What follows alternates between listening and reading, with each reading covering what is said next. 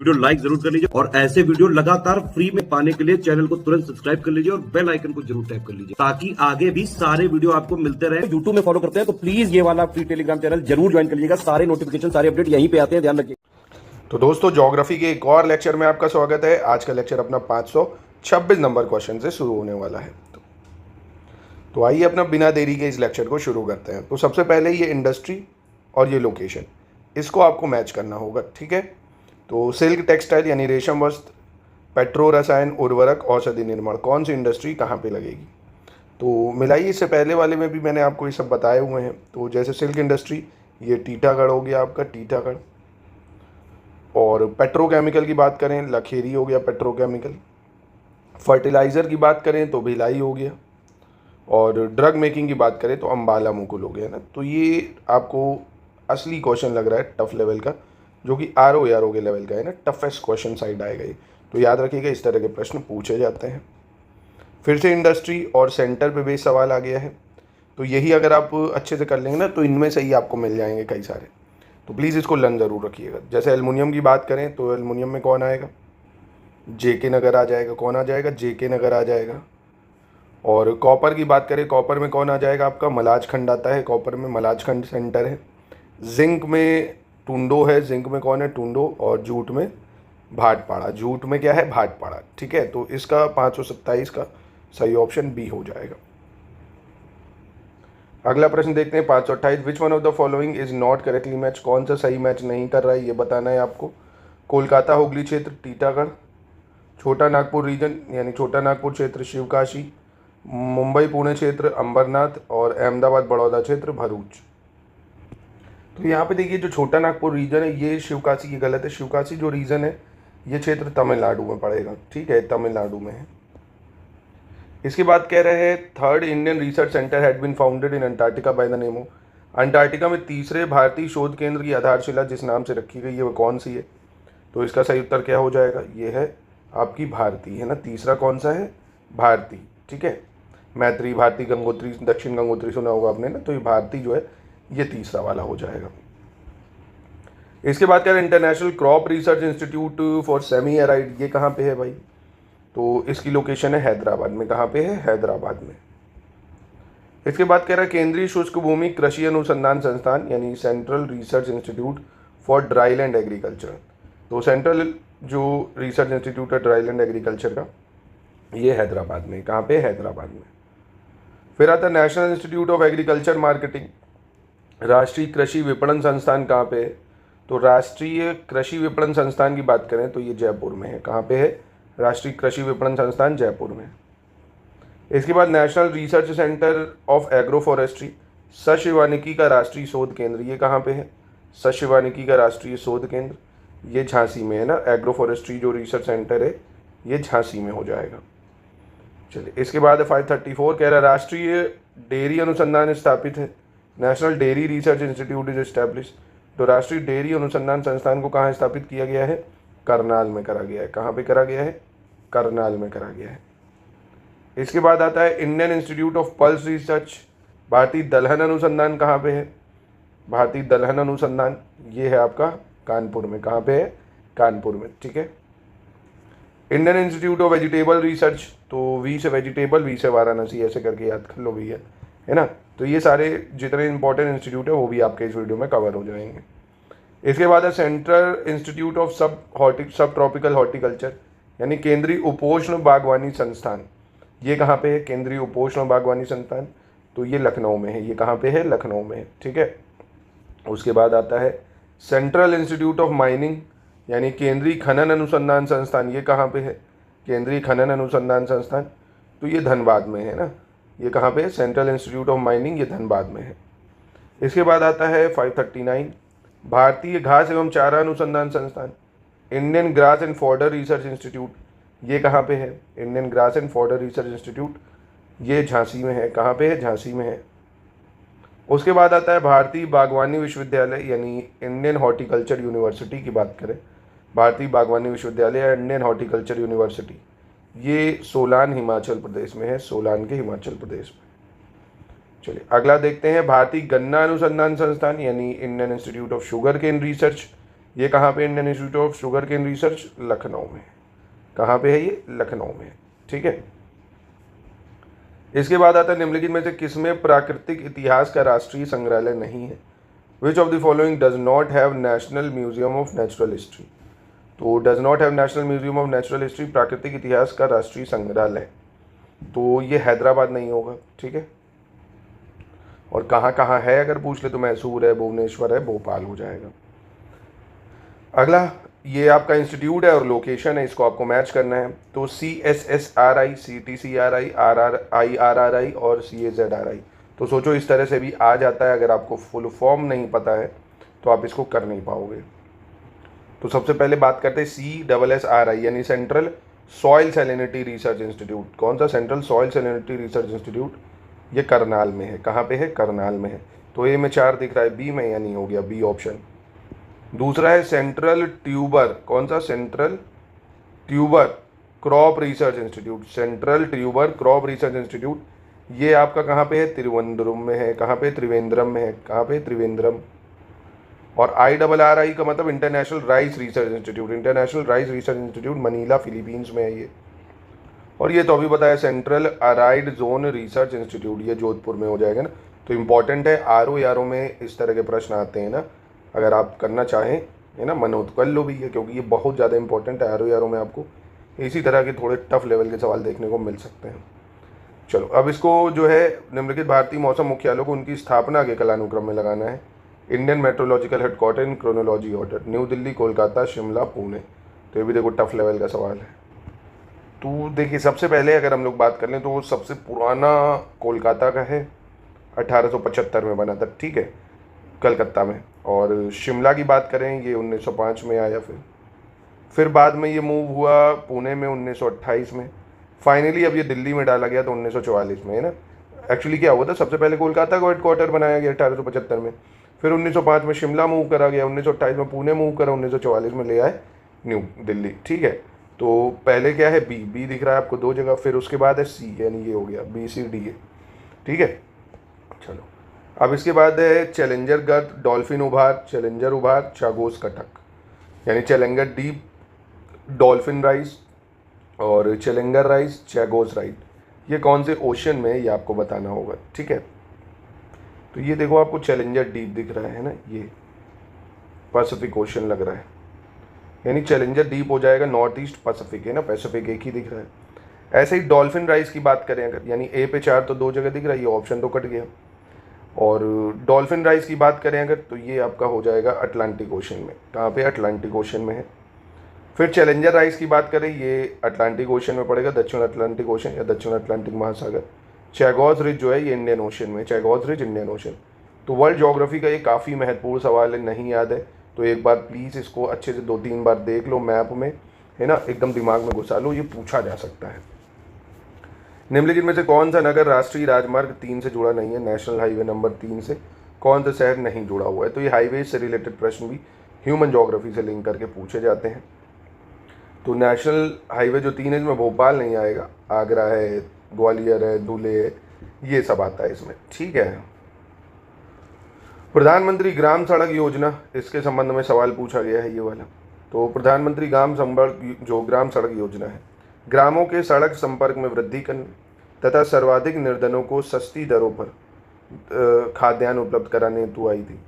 अनाधिकृत व्यक्तियों द्वारा बिजली का दुरुपयोग करने हेतु गश्त की व्यवस्था करने के लिए, पुलिस को अपराधों की वृद्धि पर नियंत्रण पाने हेतु घटनास्थल पर तेजी से पहुंचने के लिए, या उन गाँवों में सामुदायिक जीवन के विकास हेतु जो सड़क से भली भांति संबद्ध नहीं है, यानी develop community life in village where which are not well connected, है ना। तो यही ये था भाई, रोडों को कनेक्ट करके गाँवों तक हर सुविधा को पहुंचाना। ठीक है, ये था इसका मुख्य उद्देश्य। चलो अगला देख लेते हैं 548 क्या कह रहा है। राष्ट्रीय राजमार्ग विकास परियोजना से संबंधित निम्न कथनों में से कौन सा सही है? सही का चयन करना है इसमें। ठीक है। तो यह दिल्ली, मुंबई और कोलकाता को जोड़ता है। नेशनल हाईवे डेवलपमेंट प्रोजेक्ट जो है दिल्ली, मुंबई, कोलकाता को जोड़ता है।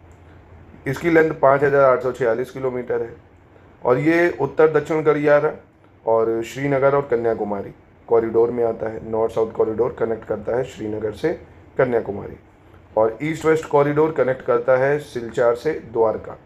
कौन सा सही है? तो यहाँ पे देखिए पहला स्टेटमेंट, पहली चीज़ गलत है, क्योंकि ये किसको किसको कनेक्ट कर रहा है, दिल्ली है, मुंबई, चेन्नई, कोलकाता है ना, तो यहाँ चेन्नई भी होना चाहिए। टोटल लेंथ 5,846 किलोमीटर की है, ये ठीक हो जाएगा। नॉर्थ साउथ कॉरिडोर जो है इसका, वो कनेक्ट कर रहा है श्रीनगर से कन्याकुमारी, ये भी ठीक है। ईस्ट वेस्ट कॉरिडोर सिलचार से द्वारका को नहीं, पोरबंदर को कनेक्ट कर रहा है। किसको कर रहा है, पोरबंदर को, पोरबंदर होना चाहिए यहाँ, यानी दूसरा तीसरा स्टेटमेंट सिर्फ यहाँ पे सही होगा, ठीक है। अगला है which one of the following is not correctly match, इनमें से कौन सा सही मैच नहीं कर रहा है, ये आपको पहचानना है। यहाँ पे हल्दिया इलाहाबाद नेशनल वाटरवे पे पड़ता है, नासिक पुणे राष्ट्रीय राजमार्ग 50 पे, दुर्गापुर कोलकाता एक्सप्रेस हाईवे पे, हैदराबाद हेडक्वार्टर ऑफ साउथ यानी दक्षिण मध्य रेलवे का है ना, हेडक्वार्टर ऑफ साउथ रेलवे, इसका हेडक्वार्टर हैदराबाद। कौन सा गलत है, तो आसान था, headquarter of south railway Hyderabad नहीं है, चेन्नई है, ये गलत है यहाँ पे, है ना, ये गलत हो जाएगा। अगला है arrange the following state in descending order of their length of national highway, use the code. तो ये सब सवाल आते हैं एग्जाम में, है ना, PYQ है ये, उसके आधार पे ही मैं आपको इसमें बता रहा हूँ, तो इनको अवॉइड नहीं करिए आप। यानी निम्नलिखित राज्यों को उनके राष्ट्रीय राजमार्ग की लंबाई के आधार पर अवरोही क्रम यानी किस में लगाना है आपको, डिसेंडिंग ऑर्डर में, यानी बड़े से छोटा। चलो लगा लेते हैं। तो सबसे ज़्यादा जो राष्ट्रीय राजमार्गों की लंबाई है वो कहाँ पे ज़्यादा देखने को मिलती है, तो ये आपको देखने को मिलेगी सबसे ज़्यादा अरुणाचल प्रदेश में, मिजोरम, नागालैंड, सिक्किम में ना, 1 2 3 4 हो जाएगा इसमें, क्योंकि ज़्यादा रोड कनेक्टिविटी इधर मतलब कमी है ना। अरुणाचल में सबसे ज़्यादा लगभग 2500 किलोमीटर के आसपास होगी, मिजोरम में 1400 है ना, ऐसे करके, ठीक है। तो थोड़ा सा टफ साइड ही आपको लगेगा, है ना, तो कोई दिक्कत नहीं है। और भी प्रश्न आपको मिलेंगे, 140 प्रश्न GS के। अगर आपको ये टफ लगे आप दूसरी तरफ मूव करिए ना, रिस्क लेने की ज़रूरत नहीं है। अगर आपको बिल्कुल भी रिस्क लगता है ना कि नहीं इसमें मेरे गलत होने के चांसेस, तो उन क्वेश्चन को स्किप ही करिए भाई। तुक्का लगाने से बेटर है कि आपको अपना जो सही वाला क्वेश्चन उसको गलत ना करवाएं। भारत की पहली रेलवे लाइन किन स्थानों के बीच बिछाई गई थी, तो ये तो बच्चे को पता होगा भाई, बॉम्बे से थाने में 1853 में बिछाई गई थी, है ना, ये सभी को पता होगा। First railway in India was started in the year, Bharat में प्रथम बार रेलवे कब चली थी, तो भारत में प्रथम बार रेल कब चली थी, अभी ऊपर बता दी 1853 में। उसके बाद कह रहा है the shortest rail route of Mumbai from Gorakhpur run through, यानी गोरखपुर से मुंबई की रेल यात्रा का न्यूनतम दूरी वाला मार्ग क्या है। अगर आप गोरखपुर से मुंबई जाना चाहते हैं तो न्यूनतम जो शॉर्टेस्ट रेल रूट है वो क्या पड़ेगा। तो थोड़ा सा ये भी आपको टफ लग सकता है, क्या टफ है भी। तो इलाहाबाद से ना, गोरखपुर से आप देखेंगे इलाहाबाद रूट से आपको जाना होगा ना, तो ये तो काफ़ी ज़्यादा टफ ही है, बहुत ही ज़्यादा टफ कैटेगरी में आ जाएगा ये। फिर ये मैचिंग करनी, rail coach factory, wheel axle plant, diesel locomotive work और इंटीग्रल कोच फैक्ट्री, ठीक है, कौन कहाँ पे है। तो देखिए रेल कोच फैक्ट्री की बात करें कपूरथला हो जाएगा, कपूरथला में। और व्हील एक्सल प्लांट की बात करें बेंगलोर हो गया wheel axle plant. Diesel locomotive work ये वाराणसी में आ जाएगा। और इंटीग्रल कोच फैक्ट्री ये हो गया पेरम्बूर, यानी ऑप्शन डी बिल्कुल ठीक हो जाएगा, ठीक है। फिर से देख लो, चाहे रेल कोच फैक्ट्री कपूरथला है और व्हील एक्सल जो संयंत्र बेंगलुरु है। डीजल लोकोमोटिव वर्क की बात करें तो ये वाराणसी है और इंटीग्रल कोच फैक्ट्री पेरम्बूर है। इसके बाद कह रहा है निम्नलिखित राज्य समूह में वह कौन सा है जहां यात्री रेल डिब्बों का बड़ी मात्रा में निर्माण होता है ना। Which of the following group of state where passenger rail coaches are manufacture widely, तो कहाँ पे बनती है, पंजाब और तमिलनाडु में बनती है पैसेंजर रेल कोचेस, ठीक है, पंजाब और तमिलनाडु में। चलिए अगला देख लेते हैं। किस रेलखंड पर प्रथम CNG ट्रेन शुरू की गई थी, on which rail section the first CNG train was launch. तो पहली CNG ट्रेन कहाँ पे लॉन्च करी गई थी, किस सेक्शन में, तो रेवाड़ी से रोहतक सेक्शन, रेवाड़ी रोहतक सेक्शन में फर्स्ट CNG ट्रेन लॉन्च करी गई थी, ठीक है, रेवाड़ी रोहतक। फिर आता है निम्नलिखित राज्यों में से कौन सा राज्य ऐसा पहला राज्य बना जहां PPP मॉडल पर ट्रैक बनाया गया। Which of the following state become the first state where the railway track was made on the PPP model. तो ये कौन सा है भाई जो PPP मॉडल पे बनाया गया है, तो ये गुजरात है। कौन है, गुजरात हो जाएगा। इसके बाद कह रहा है Konkan railway does not connect, Konkan rail मार्ग क्या नहीं जोड़ता है, किसको नहीं जोड़ता है। तो कोंकण रेलवे किसको नहीं कनेक्ट करेगा, बेलगाम को कनेक्ट नहीं करता है। किसको नहीं कनेक्ट करता है, बेलगाम को, ठीक है। बाकी मडगांव, रत्नागिरी, यूपी इनको करेगा, बेलगाम को नहीं करेगा। अगेन एक टफ लेवल का सवाल। निम्नलिखित रेल सुरंगों का लंबाई के अनुसार सही अवरोही क्रम क्या है। What is the correct descending order of the following rental and according to their length, है ना। डिसेंडिंग मतलब बड़े से छोटे में आपको लगाना होगा इसमें, ठीक है। चलो कोई दिक्कत नहीं। सबसे बड़ा इसमें से टनल कौन सा है भाई? ये प्रश्न सबसे आसान है, देखिए क्यों, क्योंकि आपको पता पीर पंजाल जो है ये सबसे लॉन्गेस्ट रेलवे टनल है और यही सबसे पहले दिख रहा है, तो ऑप्शन यही था। अगर आपको एक भी पता होता है ना, लगभग 11 किलोमीटर का पीर पंजाल टनल बना हुआ है ना। तो और नाथूवाड़ी ये ऐसे ही है 4 किलोमीटर के आसपास ही है, बेरवेवाड़ी भी 4 किलोमीटर है, करूबे भी ऐसे ही है 4.5 के आसपास है ना। तो पीर पंजाल सबसे बड़ा है। चलो इसके बाद देखते हैं 560 नंबर में क्या कह रहा है। Which of the following is not correctly match, कौन सा सही सुमेलित नहीं है इनमें से, ये बताना है आपको। चेन्नई भारत का सबसे गहरा पतन है, Chennai deepest port of India. Kochi natural port है यानी प्राकृतिक है। जवाहरलाल नेहरू पोर्ट भारत का एकमात्र मशीनीकृत पोर्ट है। और कांडला पोर्ट टाइडल पोर्ट है। तो देखिए यहाँ पे पहला गलत हो जाएगा, क्योंकि डीपेस्ट पोर्ट की बात करें तो कृष्णापट्टनम पोर्ट है। कृष्णापट्टनम पोर्ट ये सबसे गहरा पोर्ट है, जो कि कहाँ पे बना हुआ है, आंध्र प्रदेश में। कहाँ पे? आंध्र प्रदेश में। ये सबसे डीपेस्ट पोर्ट है। निम्नलिखित में से कौन सा बंदरगाह भारत के पूर्वी तट का नहीं है? Which of the following port is not located in east coast, है ना। इनमें से कौन ईस्ट कोस्ट में नहीं है? चेन्नई, कांडला, पारदीप, टुटीकोरिन। बहुत ही आसान। कांडला आपको पता है गुजरात का पोर्ट है। कांडला कहाँ है? गुजरात का पोर्ट है। और चेन्नई तमिलनाडु में है, पारदीप उड़ीसा का हो गया और टुटीकोरिन भी तमिलनाडु का हो गया। कह रहा which statement is correct? Haldia Orissa में है, पारदीप वेस्ट बंगाल में है, कांडला गुजरात में है, मार्मोगांव कर्नाटका में है। तो बहुत ही आसान है ना, आसान लेवल का प्रश्न। कांडला गुजरात, ठीक है। कांडला कहाँ है? गुजरात, बिल्कुल से सही हो जाएगा। मार्मोगांव ये गोवा का पोर्ट है। पारदीप उड़ीसा का है, हल्दिया वेस्ट बंगाल का है, ठीक है। तो सिंपल था। अगला, in which one of the following is not natural harbour, कौन एक भारत का प्राकृतिक बंदरगाह नहीं है? तो देखो दोस्तों, आप लोग जब भी पोर्ट पढ़ो ना स्टेट के साथ कि कौन से राज्य में है, ये ज़रूर देख लो उसमें कि वो नेचुरल है या नहीं, है ना, क्योंकि ये भी प्रश्न पूछा जाता है कि वो पोर्ट प्राकृतिक है या नहीं। तो कौन सा इनमें से प्राकृतिक नहीं है? कांडला, चेन्नई, पारदीप, मुंबई। तो चेन्नई पोर्ट जो है ये प्राकृतिक पोर्ट नहीं होगा, ठीक है, Chennai port. Which of the following are the natural port of India, निम्नलिखित में से कौन भारत के प्राकृतिक बंदरगाह है? तो यहाँ से आपको पता चल जाएगा कौन है प्राकृतिक बंदरगाह। सबसे पहले तो कोची का जो है ये प्राकृतिक बंदरगाह है, और विशाखापट्टनम ये प्राकृतिक है। चेन्नई, टुटीकोरिन ये प्राकृतिक नहीं होंगे, है ना, यानी 2 और 4 हो जाएगा 564 में, कोची और विशाखापट्टनम। इसके बाद पत्तन, जहाँ LNG टर्मिनल नहीं है। The port which does not have LNG terminal, तो ऐसा कौन सा पोर्ट है जहाँ LNG टर्मिनल नहीं है? तो ये है आपका कांडला पोर्ट। कौन सा पोर्ट? कांडला पोर्ट। फिर कह रहा है श्वेत समुद्र परियोजना जिन्हें जोड़ती है वे कौन है? तो सेतु समुद्रम प्रोजेक्ट जो अभी आया वो किसको जोड़ता है? केप कॉमरिन और गल्फ ऑफ मन्नार को जोड़ता है ना। किसको जोड़ता है? केप कॉमरिन और गल्फ ऑफ मन्नार को जोड़ता है, याद रखना। Cape Comorin, Gulf of Mannar, Sethu Samudram. अब इसमें मैचिंग करनी है आपको, कांडला और नावाशेवा, पारदीप, टुटीकोरिन। तो अभी बताया कांडला पोर्ट गुजरात में है, ठीक। टुटीकोरिन तमिलनाडु में हो गया, पारदीप उड़ीसा हो गया, नावाशेवा महाराष्ट्र हो गया, ठीक है। तो 567 का ऑप्शन सी हो जाएगा। क्या हो जाएगा? सी हो जाएगा। फिर कह रहा biggest port in India, Bharat का सबसे बड़ा बंदरगाह कौन सा है? तो भारत का सबसे बड़ा बंदरगाह पूछेगा तो मुंबई बताओगे। क्या बताओगे? मुंबई जो है सबसे बड़ा बंदरगाह है। इसके बाद कह रहे हैं निम्नलिखित में से देश का सबसे लंबा आंतरिक जलमार्ग कौन सा है? Longest inland water way of the country. तो अहमदाबाद हल्दिया, सदिया डोबरी, कोलम और कोटापुरम, काकीनाडा और मरकरम। तो देखिए इलाहाबाद हल्दिया सबसे बड़ा है, ये 1620 किलोमीटर का है ना, सबसे लंबा वाटरवे यही है। इसके बाद है राष्ट्रीय अंतर्देशीय नौवाहन संस्थान, नेशनल इनलैंड नेविगेशन इंस्टीट्यूट। ये कहाँ पे है भाई?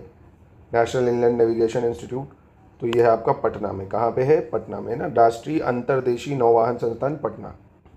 अगला देखते हैं, निम्नलिखित में से कौन सा एक बंदरगाह कच्छ की खाड़ी पर स्थित है? Which one of the following port is situated at the gulf of Kutch. तो कौन सा एक बंदरगाह कच्छ की खाड़ी पर स्थित है? तो ये है कांडला, ठीक है, कांडला पोर्ट। इसके बाद कह रहे हैं निम्नलिखित में से कौन गुजरात का बंदरगाह कस्बा नहीं है? Which one of the following is not the port town of Gujarat, ठीक है, कौन सा नहीं है भाई? जामनगर, ओखा, पोरबंदर या वेरावल।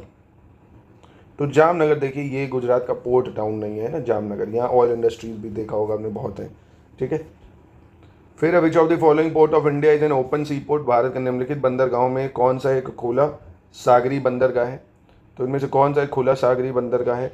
हल्दिया, मुंबई, चेन्नई, विशाखापट्टनम में पोर्ट है आपका ये चेन्नई पोर्ट है ना, खुला सागरी बंदरगाह या ओपन सी पोर्ट है चेन्नई, ठीक है, और नेचुरल नहीं है ये भी याद रखना। निम्नलिखित में से कौन सा बाह्य पतन का विशिष्ट उदाहरण है। Which of the following is a specific example of out port. तो बाह्य पतन का उदाहरण कौन सा है। देखिए ये सब प्रश्न आपको बता रहे होंगे कि आपकी तैयारी कैसी है और पेपर कैसा आता है ना, ये सब पूछे गए हैं पेपर में सवाल। तो प्लीज़ इसी हिसाब से जो टॉपिक में कमज़ोर हो ना उससे डरो मत कि अरे यार ये तो पढ़े नहीं, छोड़ दिए, ये नहीं। उन जो टॉपिक आपको छूटे हुए हैं उनको कवर कर लो इसी बहाने, अभी तो टाइम है आपका ना। तो बाह्य पतन है हल्दिया, ठीक है, हल्दिया पोर्ट बाह्य पतन है। ये कहाँ पे है आपका, ये आपका वेस्ट बंगाल, ठीक है। फिर शिपयार्ड और स्टेट्स आते हैं, कौन सा शिपयार्ड कहाँ पे है, इसको मिलान करना है आपको 575 वाले में। जैसे गार्डन शिपयार्ड की बात करें तो ये वेस्ट बंगाल में, गार्डन रीच कहाँ पे, वेस्ट बंगाल में हो जाएगी। हिंदुस्तान शिपयार्ड आंध्र प्रदेश में है, हिंदुस्तान शिपयार्ड। मजगांव डॉक की बात करें महाराष्ट्र में, मजगांव डॉक, कोचीन शिपयार्ड केरल, ठीक है। तो 575 का ऑप्शन क्या हो जाएगा, बी हो जाएगा। इसके बाद आता निम्नांकित में से कौन भारत के पश्चिमी तट पर स्थित नहीं है। Which one of the following is not located on the western coast of India, है ना। तो कौन नहीं है वेस्टर्न कोस्ट में, ये बताना है। दमन, जंजीरा, कराईकाल या रत्नागिरी। तो आसान है, अगर आपने पुडुचेरी के बारे में पढ़ा होगा, कराईकाल जो है ये इधर है तमिलनाडु में, कहाँ पे, तमिलनाडु में, ठीक है। चलो अगला प्रश्न देख लेते हैं। विच one of the following is not correctly match, इनमें से कौन सा सही मैच नहीं कर रहा है ये बताना है। मार्मुगांव गोवा, पारदीप उड़ीसा, मैंगलोर कर्नाटक, मुंद्रा पोर्ट आंध्र प्रदेश। तो मुंद्रा पोर्ट आंध्र प्रदेश ये गलत है, ये कहाँ पे, मुंद्रा पोर्ट गुजरात में है, कहाँ पे, गुजरात में, ठीक है। अगला देख लेते हैं 578, ये टूरिज्म स्पॉट है और ये स्टेट है। जैसे चक्राता, हाफलांग, कालिम्पोंग, कुफरी। तो देखिए चक्राता बहुत फेमस स्पॉट है, उत्तरांचल यानी उत्तराखंड में है ये, ऋषिकेश से 128 किलोमीटर की दूरी पे आसपास है, ये बहुत खूबसूरत है, कभी मौका लगे तो जाइएगा यहाँ पे। चलिए हैफलॉन्ग की बात करें, हैफलॉन्ग असम में है आपका। कलिम्पोंग की बात करें वेस्ट बंगाल हो गया, और कुफरी आपका हिमाचल प्रदेश, ये भी काफ़ी खूबसूरत है कुफरी। तो सी हो जाएगा इसका, ठीक है। 578 का क्या हो जाएगा, सी हो जाएगा। इसके बाद फिर टूरिज्म सेंटर मिलाना, जम्मू कश्मीर, हिमाचल, गुजरात, तमिलनाडु। तो कसौली है ना, पिक्चर भी देखी होगी, कसौली भी है हिमाचल प्रदेश में। और गुलमर्ग गए भी होंगे कई लोग घूमने, गुलमर्ग वगैरह में, है ना, गुलमर्ग गए होगी नहीं। और तमिलनाडु एकदम पॉइंट कैलीमर यहाँ पड़ता है तमिलनाडु में, गुजरात हो गया उदावदा। तो 579 का हो जाएगा बी, ठीक है। अगला विच one of the following not correctly match, इनमें से कौन सा सही सुमेलित नहीं है ये बताना है आपको। तो कौन सा सही सुमेलित नहीं होगा। Jaipur pink city, Ujjain city of Mahakal, Kolkata city of Joy, Jaisalmer city of lake, ये गलत है, उदयपुर होना चाहिए सिटी ऑफ लेक।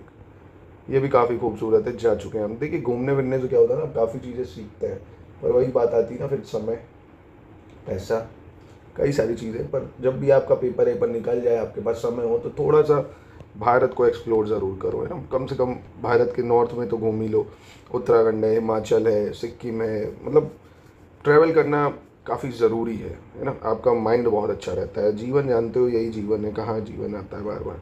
तो अच्छे से पढ़ाई करो, अच्छे से सिलेक्शन लो, फिर अपना जेब में पैसा है, कहीं भी टिकट बुक करो, समझ रहे हो मेरी बात। तो इसलिए पहला फोकस जो है आपको कोशिश करनी है जल्दी से जल्दी सिलेक्शन लेना है ना, जल्दी से जल्दी जितना हो जाए जो भी जॉब मिले। अभी UPSI की देखो वैकेंसी आने ही वाली है, आज फिर उसके बारे में न्यूज़ आई है। तो अगर आपका उसमें ज़्यादा देखिए नहीं है, हिंदी है, मैथ्स है, रीजनिंग है, GS है, अगर आप उसकी 4-5 घंटे भी अच्छे से तैयारी कर लेंगे ना तो आराम से निकाल लोगे, कुछ बड़ा टास्क नहीं है, समझ रहे हो मेरी बात। तो कहने का मतलब है ये ना करो कि मैं पीछे दे रहा हूँ, पीछे से ही दूंगा, फिर दिक्कत हो जाएगी। आपको जो नौकरी हो ना सब भरो, है ना, एक बार जॉब मिल जाए कोई भी, फिर अपना ड्रीम पोस्ट की तैयारी करते रहो। चलो अगला है दक्षिण भारत के भगवान रंगनाथा, इनका मंदिर कहाँ पे स्थित है। The south Indian temple of Lord Ranganath is located, ये कहाँ पे है आपका, ये है आपका बिलगिरी रंगा पहाड़ियों पर। कहाँ पे है, बिलगिरी रंगा पहाड़ियों पे। तो रंगनाथ मंदिर, रंगा पहाड़ियाँ। विच of the following is not a ghost town, इनमें से कौन ध्वस्त नगर या घोस्ट टाउन नहीं है ये बताना आपको। तो कौन सा इनमें से घोस्ट टाउन नहीं है। कुलधारा, धनुषकोडी, लखपत या चरखारी। तो चरखारी हो जाएगा। मतलब ऐसा कहा जाता है ना, या भूत ऊत रहते घोस्ट टाउन, जैसे आपने भानगढ़ का किला सुना होगा राजस्थान में, कुलधारा का किला सुना होगा, धनुषकोडी तमिलनाडु में है ना, ये सब जो है ना कहते हैं घोस्ट टाउन है ये सब।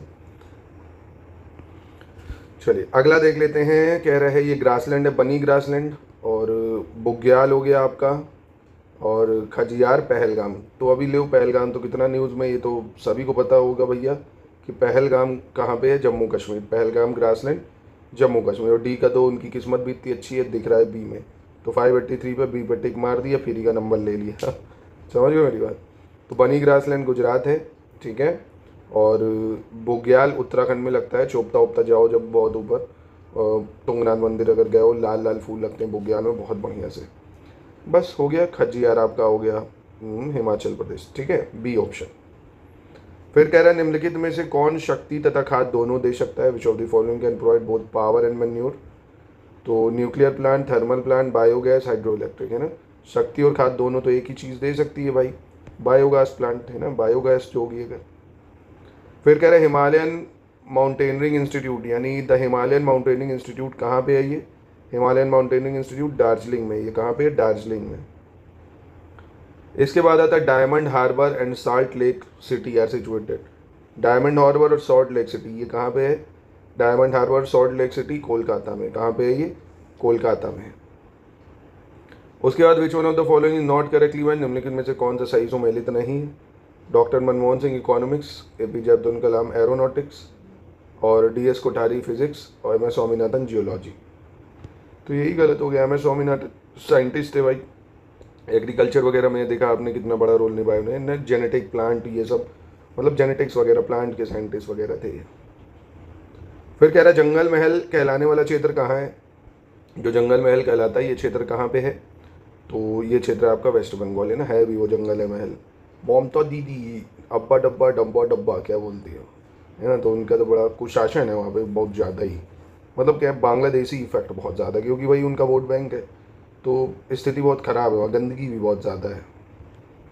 The first nuclear reactor of India, Bharat के प्रथम परमाणु रिएक्टर का नाम क्या है।